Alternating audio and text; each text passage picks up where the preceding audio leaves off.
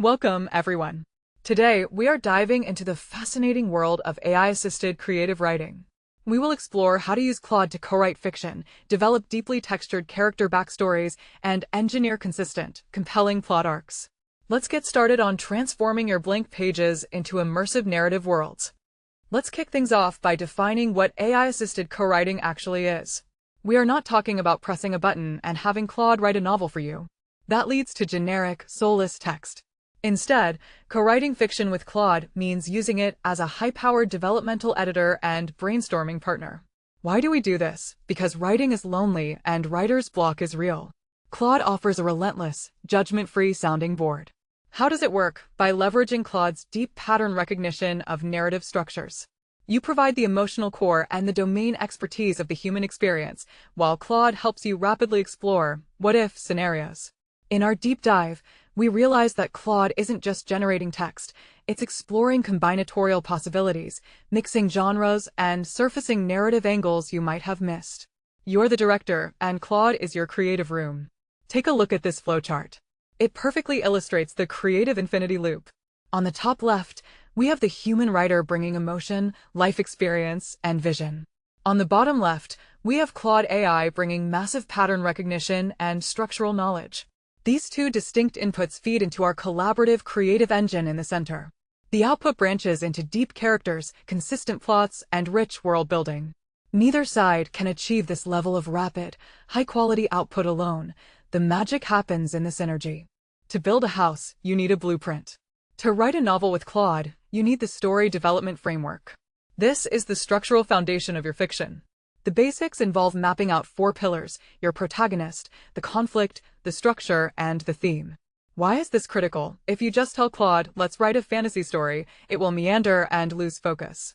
By using a strict master prompt, you define the protagonist's external want, their internal need, and their fatal flaw. You define the external obstacles and the internal struggles. How do we execute this? You feed this framework into Claude as your opening context. The deep dive here is that once Claude has this structured data, its neural network acts as a continuity tracker. If you ask it to brainstorm a climax, it will automatically refer back to your protagonist's flaw, ensuring the ending is emotionally earned and structurally sound. This hierarchical tree breaks down the story development framework. From the central node, we branch into our 4 pillars. Look closely at the protagonist branch. We explicitly define the want, need, and fatal flaw. Over on the conflict branch, we separate the external obstacle from the internal struggle and anchor them with the stakes. Finally, the structure branch maps our major narrative beats. When you prompt Claude, this exact hierarchy should be used to establish your narrative boundaries. Characters are the heart of any story. Let's explore deep character development via roleplay. We are moving beyond static character sheets. What we are doing is using Claude's persona adoption capabilities to literally interview our creations. The basics are simple. You write a short bio, and you tell Claude to act as this character.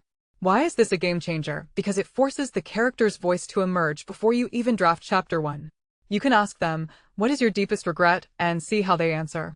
Are they defensive? Are they vulnerable? Look at the sample JSON prompt on the slide. By embedding the character's core fear into the system instructions, Claude will dynamically generate dialogue, slang, and psychological defense mechanisms that feel incredibly authentic. It bridges the gap between a concept and a living, breathing entity. This sequence diagram illustrates a live character interview. The human writer sends a probing prompt to Claude, asking for Alara's biggest regret. The note shows Claude adopting the predefined cynical persona. Claude responds defensively. The writer, acting as a relentless journalist, pushes back. Why are you deflecting? Claude's response reveals a completely new backstory element about leaving someone behind. The writer just discovered a pivotal plot point through an organic, guided conversation. Even the best writers suffer from story blindness. You get so close to the text that you miss glaring logical gaps. This brings us to plot arc consistency. What we are doing here is utilizing Claude as a ruthless developmental editor to spot plot holes. The basics involve feeding your outline to Claude and explicitly asking it to attack the logic. Why? Because identifying a broken character arc in the outlining phase saves you months of rewriting later. How do we do this? You prompt Claude, review this outline. Identify dropped subplots and pacing issues.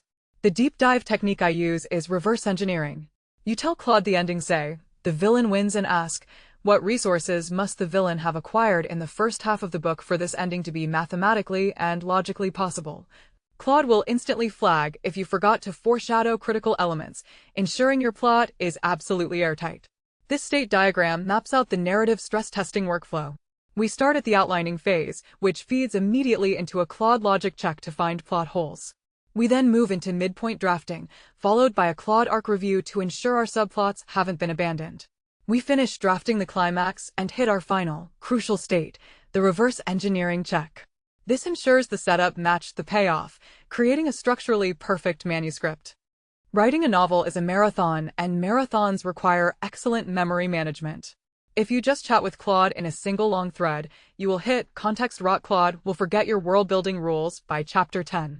To solve this, we use Claude's projects and artifacts. Think of a project as a smart folder. You upload your character bios, magic systems, and outlines into the project knowledge base. Now, Claude inherently knows the lore for every new chat in that project. Meanwhile, an artifact is a persistent, editable UI window. When you ask Claude to write or revise a scene, ask for it as an artifact. The deep dive benefit here is the iterative development method. You can look at the artifact and say, Claude, update only the third paragraph to be more suspenseful. Claude edits just that section in the UI, leaving the rest of your beautiful prose untouched. It is a true collaborative workspace. Looking at this architecture diagram, you see the ultimate novelist workspace. Inside the Claude project environment, your knowledge base holds your character lore, world-building rules, and master outline. All of this feeds into the Claude context engine. This engine powers two outputs, your chat interface for active brainstorming and your artifact window, which holds your living draft. Notice the loop on the artifact window. This represents your targeted, iterative edits happening securely in real time. One of the greatest fears writers have is losing their unique voice to the machine. AI defaults to a safe, slightly sterile tone. To combat this, you must use the voice preservation protocol. What is it? A systematic way to calibrate Claude to sound like you. Why? Because readers crave authentic human emotion. If your book sounds like a robot wrote it, readers will drop it. How do we do this? Before you draft, paste a 500-word sample of your best writing into Claude. Prompt it, analyze my tone, pacing, and sentence variation. Adopt this exact voice for this session. Furthermore, utilize the systematic iteration method. Don't ask Claude to write the perfect scene in one prompt. Build it in layers.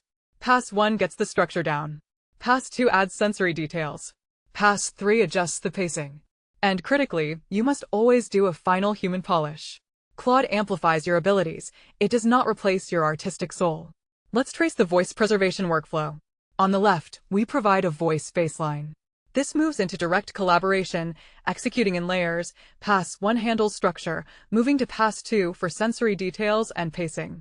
Then we hit the critical red node, the mandatory human polish. This is where you inject your unique lived experience.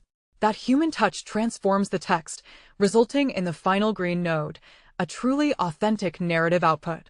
Let's look at a real-time use case that every novelist dreads, curing the sagging middle. Imagine you are 40,000 words into a thriller. The plot has stalled, the pacing drags, and your protagonist is just sitting around. You are blocked. Step 1. You upload your chapter summaries into Claude and describe your frustration. Step 2. Claude analyzes the narrative structure and points out a structural flaw. The antagonist hasn't applied pressure in 5 chapters, so the stakes have flatlined. Step 3. You apply the perspective shift. You prompt Claude, act as the villain. How would you exploit the hero's current weakness right now? Step 4. Claude generates 3 aggressive, in-character subplot options. You select the best one, creating a massive midpoint twist. What used to take days of agonizing is solved in 20 minutes. You map the new outline, generate a draft artifact, and get back to writing. This flow maps our real-world crisis resolution. We start at the top with a blocked writer facing a sagging middle. They upload summaries, and Claude analyzes the structure, identifying the missing antagonist pressure. We issue the perspective shift prompt, resulting in 3 aggressive subplots. The writer selects and adapts the best fit, completely reviving the narrative momentum and ending with a brand new draft artifact ready for refinement. As we conclude our training, we must discuss ethics and best practices. We must understand the boundaries of AI creativity. Claude is a brilliant machine learning model. It provides exceptional pattern-based creative suggestions. However, it does not possess genuine emotion, consciousness, or lived human experience. Why does this matter? Because if you over-rely on AI to write your book, your story will become derivative and lose its artistic merit. My golden rule is the 80-20 rule. Use Claude for 80% of the structural heavy lifting, the outlining, the brainstorming, the plot hole hunting, but rigidly reserve the final 20% for your human creative judgment. Additionally, always verify cultural context yourself, as AI can generate biased or tone-deaf content. Treat Claude as an amplifier, not a replacement. If you found this valuable, please like, subscribe, and visit quicktechie.com for premium certification prep, including massive Q&A banks, full ebooks, audiobooks, full-length training, and interview guides. Keep writing and keep creating. Our final decision tree acts as your collaboration compass. When facing a creative fiction task, ask yourself the task type. If it's pattern recognition like outlining or pacing, route it to Claude. If it requires emotional resonance or cultural nuance, that routes strictly to you, the human. Both paths ultimately converge at human creative evaluation, ensuring that your unique vision oversees every aspect before resulting in an authentic published novel.